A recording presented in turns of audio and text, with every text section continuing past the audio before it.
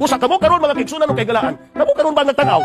Inyong sutaon ug unsa ka doktrina karon nga imong nabakdan. Kung nakita nimo nga gikan ni Aidar Spagano, gikan lang sa tumutubong kasugilanon, ako na malihog kanimo og siyon. Imo na siyang tan-awon og sutaon og ayo. Kung nakita nimong dili maayo, biyain na. Kay ganuman, wala man as Biblia.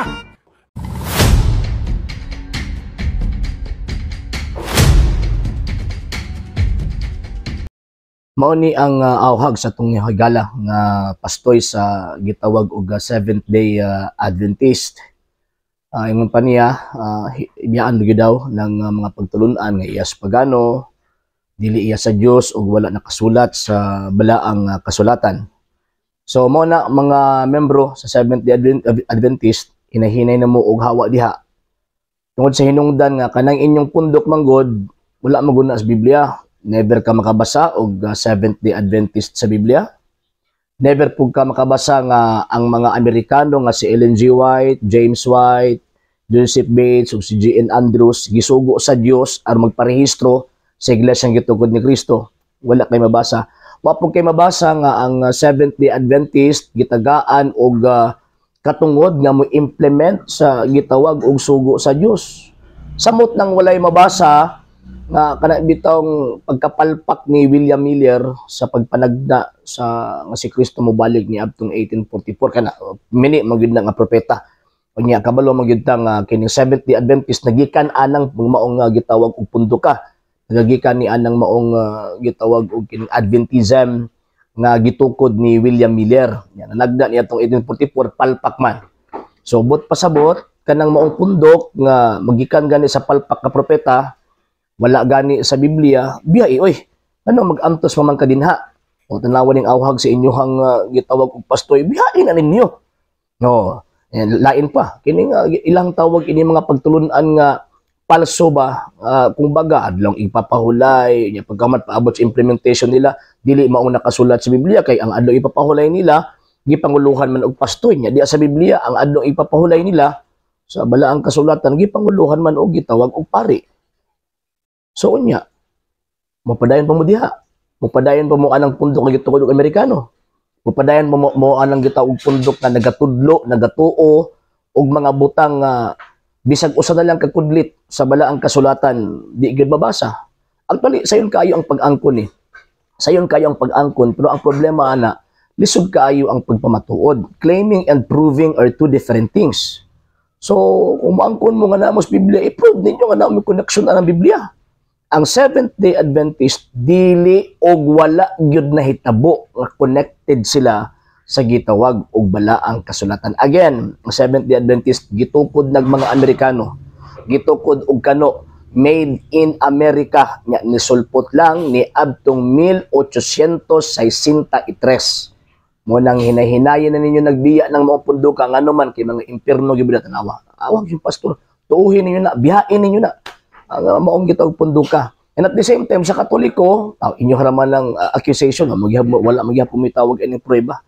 So, muna gingon nga, the one who alleges is the one have the responsibility to present evidences. Ang problema ni mga tawan na instead of mag-present og facts, ang ilang i-present, ang ilang opinion, kanang chismis sa ilahang gitawag og pastoy. Nabiyayan ng punduka kay may impierno biya. Sa hindi pa po nakapag-follow sa mga pages po natin, i-follow nyo po yung mga pages po natin. RJ Horolanciano II TV Apolia Punto Argumento page, Kuya Apologies TV page, and RJ's Vlog 2022.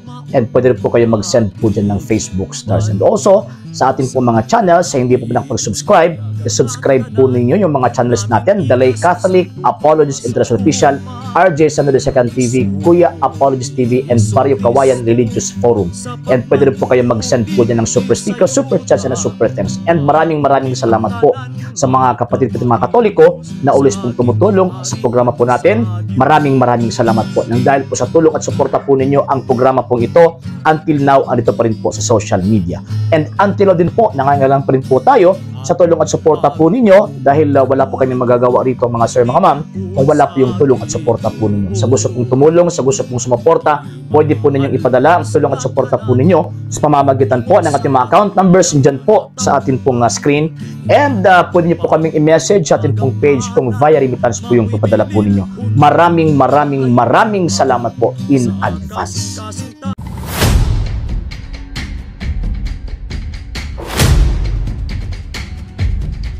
Mga kapatid, atin pong i-analyze po yung isa sa mga statement po nila ng kanilang iglesia. No? Sabi po ito mga kapatid, the tradition that comes from the apostles makes progress in the church. With the help of the Holy Spirit, there is a growth in insight into realities and words that are being passed on.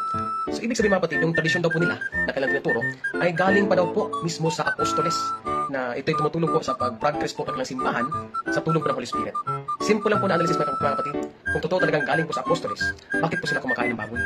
Bakit po hindi sila tuturo po ng 7-day Sabbath? Bagkus mga kapatid, mga apostoles po ay hindi po yan kumakain ng baboy o karumalduman. At mas lalo pong in-uphold po ng mga apostoles yung 7-day Sabbath, which is daw Sabado po yan ngayon sa ating panahon.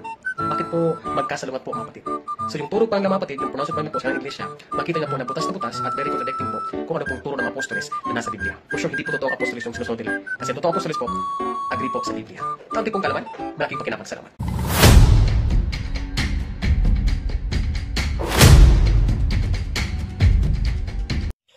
Dapat po nating tandaan na yung mga apostol, yung mga disipulo ng ating Panginoong Jesucristo ay umaanib or nagpapasakop po sila sa iglesyang tatag ng ating Panginoong Jesucristo. So ibig pong sabihin yung mga pananampalataya po nila na kung saan galing po sa former religion po nilang inaaniban, yung Judaism, ibig sabihin lahat po yun iniwanan po yun nila. Except sa mga bagay morally na ipinagpatuloy po nila nang pumasok po sila sa loob ng iglesyang tatag ng ating Panginoong Jesucristo. Magkaiba po kasi mga sir at saka mga ma'am, yung relihiyong Judaismo at relihiyong Kristyanismo. So ibig sabihin po dyan, every religion, meron po silang tinatawag na different system of faith and worship. And syempre kung meron pong different system ng faith and worship, so different din po. Meron din pong difference between their discipline and particular teachings sa kanilang tinatawag na inaaniban. So ngayon, pagdating po ng ating Panginoong Jesucristo, nang itinatag po niya yung kanyang iglesia, yung pagkain po kasi ng ipinagbabawal po doon ay lahat ng mga bagay na yun, according to St. Paul, shadow lang po siya sa totoong mangyayari na ating Panginoong Jesucristo. So kaya nga, ang mga apostol po, hindi po nagbabawal sa pagkain po ng mga lamangkati or sa mga karne ng baboy.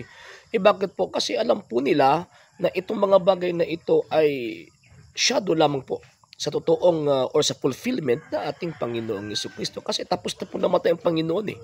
Kaya nga po sabi ni St. Paul, Colossians chapter 1 at chapter 2, verse 16, sabi niya, huwag niyong ipahintulot na may magsaway sa inyo kung ano yung iinumin ninyo, kung ano yung kakainin ninyo, kasi ang lahat ng yan, shadow lamang yan, sa lahat ng mangyayari at ang fulfillment nito ay ang ating Panginoong Jesucristo.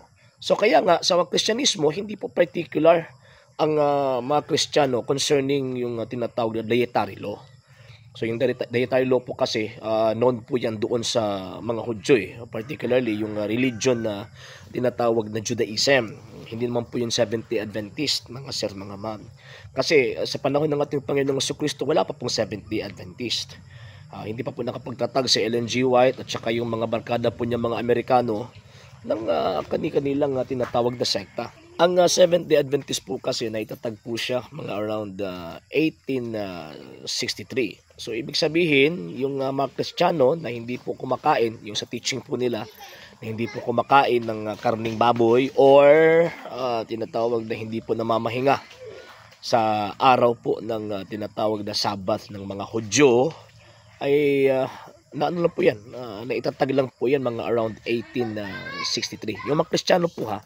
Okay, so dito sa tinatawag na New Testament, sa Bagong Tipan po, mga sir at saka mga ma'am, karong-klaro po yan na ang mga apostol, hindi na po sa nangingilin ng tinatawag na Sabat, pupunta po sila doon kasi sa sinagoga sa araw po ng Sabat, hindi po para mangilin, kung hindi, para turuan po yung mga Sabadista po noon, para i-convert po sila sa pananampalatayang Kristiyano.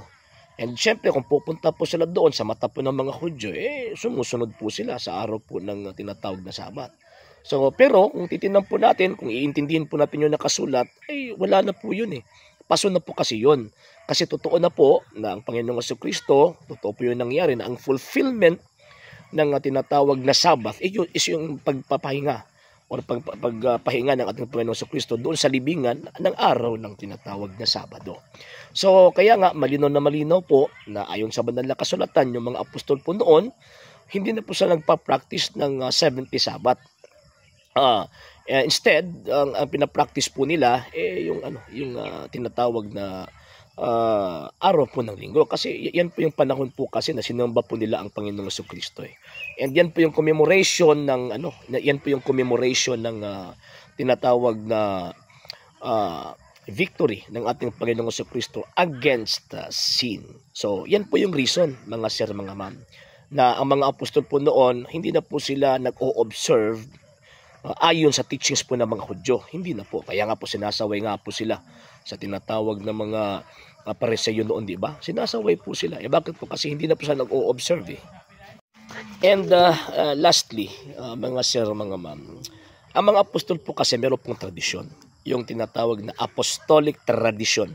Hindi po makakaintindi po dyan yung mga kaibigan po nating member ng Seventh-day Adventist. Bakit po? Kasi sa panahon po kasi ng mga apostol, wala po sila And hindi po sila witness, kumbaga, sa mga nangyari po sa mga apostol. Kaya nga po, ang Iglesia Katolika, Apostolika lamang po yung makakaintindi ayon sa tradisyon ng mga apostol. Bakit po? Kasi siya po yung nandyan Ang Iglesia Katolika, Apostolika Romana, yan po yung pinasahan.